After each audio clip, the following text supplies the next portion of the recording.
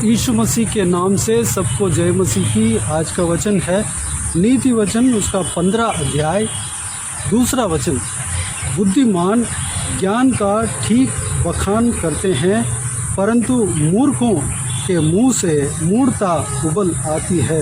मेरे प्रियो, ज्ञान की बातें हम बीते हुए दिनों में कई दिनों से हम परमेश्वर का वचन से हम देखते हुए आ रहे हैं। हमारे मुंह से किस तरह की बात निकलना चाहिए, उस कार्य को हम बीते हुए दिनों में बहुत दिन हम मनन करते हुए आ रहे हैं। आज भी नीति वचन में हम प्रभु के वचन में बहुमूल्य वचन के द्वारा हम उस बात को हम मनन करेंगे, जो कि हमारा जीवन के लिए बहुत बहुमूल्य बात है, मुख्य बात है। उस कार्य को, इस बात को हमें समझना ही चाहिए।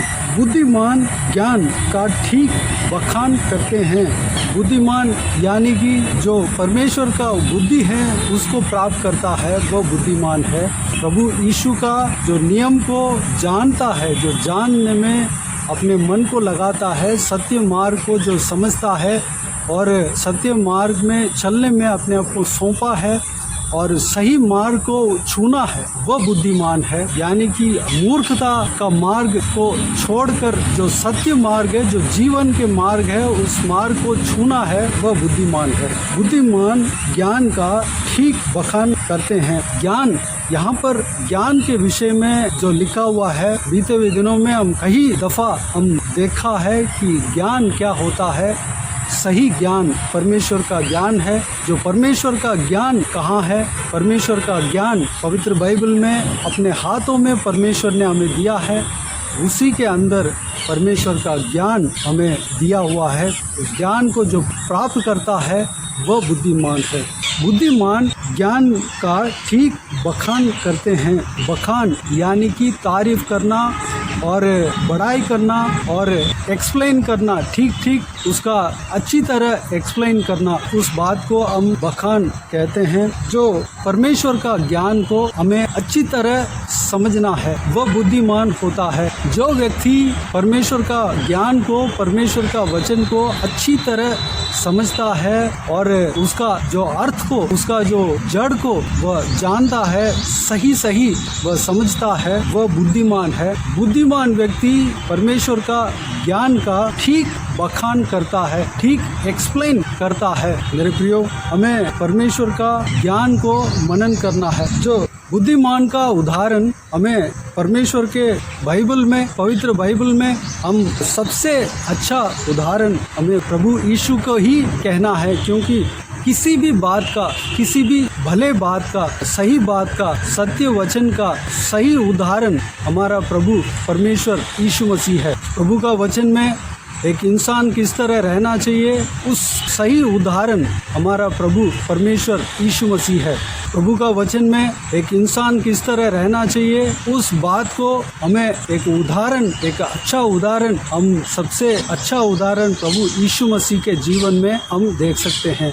वह कर दिखाया है। प्रभु यीशु का आज्ञा को मानने में किस तरह रहना चाहिए, प्रभु यीशु का जीवन को जब हम देखते हैं हमें समझ में आता है, क्योंकि प्रभु यीशु अपने जीव काल में परमेश्वर का व्यवस्था को पालन करके दिखाया है। हर एक व्यवस्था को पालन करके दिखाया है। चाहे परमेश्वर के वचन में जो कुछ भी हमें ज्ञान है, जिसके बारे में भी कहा गया है, जिस भलाई चीज के बारे में कहा गया है, भलाई गुण के बारे में कहा गया है, उसका उदाहरण हम प्रभु यीशु मसीह के जीवन में हम देख सकते हैं। हम ज्ञान का ठीक बखान करने वाला बुद्धिमान, उसका उदाहरण, सबसे अच्छा उदाहरण, सबसे उत्तम उदाहरण प्रभु यीशु मसीह है। प्रभु यीशु मसीह अपने जीव काल में परमेश्वर के वचन को अच्छी तरह समझा। जो पुराना नियम के आज्ञाएं रहता है, उस आज्ञाओं का सही अर्थ को वह एक्सप्लेन किया, समझाया। कई लोग जो फरीसी हैं, शास्त्री हैं, वह सब परमेश्वर का वचन को, जो पुराना नियम का आज्ञाओं को पढ़े तो थे, वह कई सारे डिग्रियां लिए थे, सोसाइटी में एक अच्छा नाम था, लेकिन वह लोग परमेश्वर का वचन को सही तरीके से नहीं जाना, सही ज्ञान उन्हें नहीं मिला। इसलिए वह परमेश्वर का वचन के अनुसार चलने के लिए उपदेश तो किया, लेकिन वह कर नहीं पाए। लेकिन प्रभु यीशु परमेश्वर का आज्ञाओं का सही अर्थ को वह जानता है, वह समझता है, क्योंकि वह परमेश्वर है और लोगों को सही एक्सप्लेन किया है। परमेश्वर के वचन में हम देखते हैं नया नियम में वह जब भी एक चीज़ को एक आज्ञाओं के बारे में कहता था, वह ज़्यादा से ज़्यादा दृष्टांतों को कहकर, वह एक नमूना को कहकर उसके द्वारा वह समझाता था। एक उदाहरण स्वर्ग राज्य के बारे में अगर जब उपदेश प्रभु यीशु ने बोला तो स्वर्ग राज्य को उसके बारे में कई सारे दृष्टांत के द्वारा लोगों को समझाते हुए हम परमेश्वर के वचनों में, सुसमाचार की किताबों में हम देख सकते हैं। प्रभु यीशु के जीव काल में और उनके सेवकाई का उस जो ड्यूरेशन में हम देख सकते हैं, उनका उपदेश में हम देख सकते हैं। हर एक आज्ञाओं को विस्तार से लोगों को समझाते हुए हम देख सकते हैं। उदाहरण स्वर्ग राज्य एक मोती के समान है, स्वर्ग राज्य एक मछली पकड़ने का जाल के समान है। इस तरह की कई सारा दृष्टांत को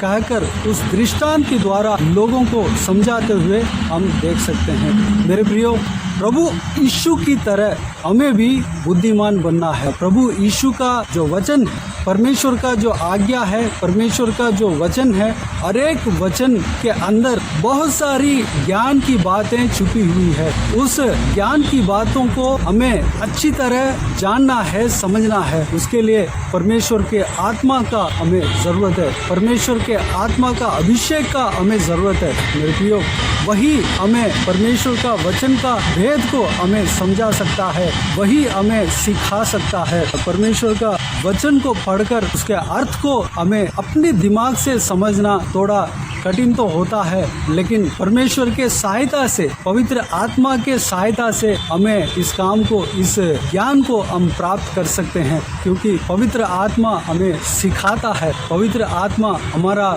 सिखाने वाला है, हमारा टीचर है। मेरे प्रियो, हमें पवित्र आत्मा का अभिषेक पाना है। प्रभु यीशु मसीह की तरह हमें ठीक बखान करना है। दूसरों को अगर बोलना है तो एक वचन के बारे में हमें सही एक्सप्लेन करना है, परमेश्वर का ज्ञान का तारीफ करना है, बड़ाई करना है। मेरे प्रियो, अगर बुद्धिमान की तरह हमें ज्ञान का ठीक बखान करना है, ठीक से समझना है, तो हमें परमेश्वर का वचन को सबसे पहले अच्छी तरह समझना है, पढ़ना है, अच्छी तरह पढ़ना है, उसके लिए समय देना है और पवित्र आत्मा का सहायता से हमें पढ़ना है। पवित्र आत्मा का सहायता हमें ज़रूरत है। पवित्र आत्मा का सहायता से जो प्रभु के दास लोग परमेश्वर का वचन को जो उपदेश करते हैं, उस उपदेश को हमें सुनना है। एक वचन के बारे में जो बखान करते हैं, एक वचन के बारे में एक्सप्लेन करते हैं, उस एक्सप्लेनेशन को हमें सुनना है। उसके लिए हमें परमेश्वर के दास जहाँ प्रचार करते हैं वहाँ पर जाकर प्रभु यीशु का वचन को हमें सुनना है। तब हमें हर एक वचन का भेद समझ में आएगा, क्योंकि वह लोग पवित्र आत्मा के अभिषेक के द्वारा, पवित्र आत्मा के सहायता के द्वारा हर एक वचन का एक्सप्लेनेशन करते हैं। उस एक्सप्लेनेशन को अगर हम सुनते हैं तो हर एक वचन का सही अर्थ को हम समझ पाएंगे, हम सही अर्थ को हम जान पाएंगे। जब कलीसिया में जाते हैं तब प्रभु के दास लोग परमेश्वर का वचन को सुनाते हैं, परमेश्वर का वचन का सही अर्थ को गहराई के साथ सुनाते हैं। उस संदेश को, बहुमूल्य वचन को हमें सुनना है। उसके लिए हमें कलीसिया में जाना है। मेरे प्रियो, इस बातों के लिए अपने आप को परमेश्वर के हाथों में सौंपें। हमें बुद्धिमान बनना है तो हमें ज्ञान पाना है, ज्ञान पाना है तो परमेश्वर का वचन को हमें पढ़ना है। किस तरह पढ़ना है? पवित्र आत्मा का मदद से हमें पढ़ना है। अगर पवित्र आत्मा का अभिषेक आपको चाहिए तो प्रभु यीशु से जो कोई भी जन विश्वास करता है वह पवित्र आत्मा का अभिषेक पाता है, और प्रभु यीशु से जो पवित्र आत्मा को मांगता है वह पवित्र आत्मा को पाता है। जब प्रार्थना करते हैं पवित्र आत्मा का मदद के लिए हम प्रार्थना करते हैं तो पवित्र आत्मा हमें मदद करता है। हमें सही अर्थ को समझना है और हमें जो परमेश्वर के आत्मा के सहायता से जो वचन सुनाते हैं प्रभु के दास लोग, उनके द्वारा हम हर एक परमेश्वर के वचन का भेद को जान सकते हैं, उसके लिए हम उनके उपदेश को सुनना है। उसके लिए हमें जहाँ कन्वेंशन होता है, जहाँ पे सुसमाचार सुनाया जाता है, वहाँ पर जाकर हमें प्रभु के वचन जब सुनते हैं तब हमें समझ में आता है। और परमेश्वर का कलीसिया में जब जाते हैं, हर एक कार्यक्रम को अटेंड करते हैं, हर एक आराधना को अटेंड करते हैं, हर एक आराधना में हम जाते हैं और प्रभु के दास के द्वारा जो बताया जाता है, परमेश्वर का वचन को एक्सप्लेन किया जाता है, उस एक्सप्लेनेशन को, उस वचन को जब हम सुनते हैं, हर एक वचन का भेद को हम जान सकते हैं। मूर्खता की तरह हम गलत तरीके से हम अंडरस्टैंड ना करना पड़े, इसलिए हमें कलीसिया में जाकर परमेश्वर का वचन को सुनना जरूरी है। मेरे प्रियो, इस बातों के लिए अपने आप को परमेश्वर के हाथों में समर्पित करें, प्रभु के वचन को पढ़ें और हर एक वचन को गहराई से समझें, सही अर्थ को जानें। उसके लिए पवित्र आत्मा का सहायता हमें ज़रूरत है और कलीसिया में जाएं, परमेश्वर के दास के द्वारा जो वचन सुनाया जाता है उस वचन को सुने, मनन करें। प्रभु यीशु आप सबको आशीष देगा और बुद्धिमान बनाएगा। प्रभु यीशु आप सबको आशीष दे। आइए हम प्रार्थना में जाएं। स्वर्गीय पिता, दयालु परमेश्वर, आपको धन्यवाद देता हूँ आज के इस बहुमूल्य वचन के लिए। आपको धन्यवाद देता हूँ परमेश्वर, बीते हुए दिनों में हमें संभाला, सुरक्षित रखा, बचाया। आपको धन्यवाद देता हूँ आज के दिन में प्रवेश होने के लिए हमें अनुग्रह दिया। आपको धन्यवाद देता हूँ परमेश्वर, आज का दिन में जो आपके जो इस बहुमूल्य वचन के द्वारा हमसे बातें किया, आपको धन्यवाद देता हूँ परमेश्वर। पिताजी, हमें बुद्धिमान बनना है परमेश्वर, आपके ज्ञान को हम प्राप्त करना है परमेश्वर। बुद्धिमान ज्ञान का सही बखान करता है, सही एक्सप्लेन करता है परमेश्वर। सही एक्सप्लेनेशन को हम परमेश्वर, सही अर्थ को हम जानने पाए पिताजी। आपके व्यवस्था, आपके पवित्र वचन ही ज्ञान है परमेश्वर। पिताजी, उस बहुमूल्य ज्ञान को हम पाने पाए परमेश्वर, उसका हर एक वचन का सही अर्थ को हम पाने पाए, जानने पाए, अनुग्रह देना पिता। पवित्र आत्मा हमें मदद करना परमेश्वर, पवित्र आत्मा का अभिषेक से हमें भरना परमेश्वर। धन्यवाद देता हूँ परमेश्वर। पिताजी, पवित्र आत्मा हमें सहायता करना। आप हमारा उपदेशक है परमेश्वर, आप हमारा पिताजी शिक्षक है परमेश्वर। धन्यवाद देता हूँ पिताजी, आप हमें हर एक वचन का भेद को समझाना परमेश्वर, जानने के लिए अनुग्रह देना पिता, हमें समझाना परमेश्वर। हम कलीसिया में जाकर आपके जहाँ पर सुसमाचार सुनाते हैं, वहाँ पर जाकर आपके वचनों को, आपके बहुमूल्य वचन के भेद को हम जानने के लिए अनुग्रह देना पिता। आपके कलीसिया में जाकर आपके दासों के द्वारा आपके वचन का एक्सप्लेन किया जाता है परमेश्वर, उस एक्सप्लेनेशन को हम परमेश्वर, उस वचन को हम विस्तार से समझने के लिए अनुग्रह देना पिता। धन्यवाद देता हूँ परमेश्वर, हम ज्ञानवान बनने पाए परमेश्वर। आपके पवित्र वचन का ज्ञान हमारे अंदर देना पिता, बुद्धिमान हम बनने पाए परमेश्वर, अनुग्रह देना। हम मूर्खता के साथ नहीं रहने पाए परमेश्वर, हम मूर्ख नहीं बनने पाए परमेश्वर। आपने हमें आपका ज्ञान हमारे हाथ में दिया है, पवित्र बाइबल को हमें दिया है परमेश्वर। पिताजी, उस बाइबल को, उस आपके पवित्र वचन को हम अच्छी तरह पढ़ने पाए, मनन करने पाए पिता, अनुग्रह देना पिता। हालेलुया। हमारे हृदय में चाहत देना परमेश्वर, बाइबल पढ़ने के लिए हमें चाहत देना परमेश्वर। धन्यवाद देता हूँ, मदद करना। सारा व्यूअर्स को इसी तरह आशीष देना, संभालना परमेश्वर। पिताजी, हर एक जन को आशीष देना, हर एक जन परमेश्वर आपके वचन का सही बखान करने पाए परमेश्वर। पिताजी, आने वाला समय में आपकी तरह आपके वचन का भेद को लोगों को समझाने पाए परमेश्वर, अनुग्रह देना पिता। हर एक जन को आशीष देना, आपके ज्ञान से, बुद्धि से भरना परमेश्वर। धन्यवाद देता हूँ पिता, हर एक जन को आपके प्रचारक बनाना। हालेलुया, धन्यवाद। बाकी सारे बातों को आपके हाथों में सौंपते हैं परमेश्वर। सभी को संभालना, सुरक्षित रखना। आज के दिन में जो कुछ भी काम कर रहे हैं, हर एक का काम में सफलता देना, किसी को भी कोई भी कमी घटी ना होने देना परमेश्वर। भरपूर आशीष देना परमेश्वर। हर एक के ऊपर आपके हाथ हमेशा बने रहने पाए। हालेलुया, धन्यवाद देता हूँ। सारे दुआ प्रार्थना को सुना, ग्रहण किया, धन्यवाद देता हूँ परमेश्वर।